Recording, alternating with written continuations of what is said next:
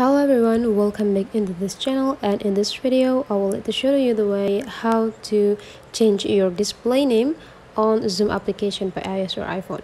So the first thing that you have to do is just go open your Zoom application, wait until it's open, and here is the whenever you open the Zoom, and you can see that in the down part here there will be 4 sections.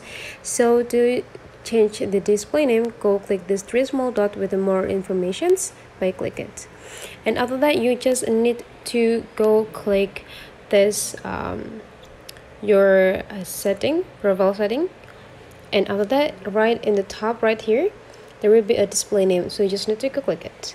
Now you just need to change the first name, or the display name right here, so just according to what you need or the requirement of the meeting. So let's say here you just need to put your name and your department number, and after that you just need to go click save. So the display name will be changed, so whenever you are joining the Zoom, this will be as your name.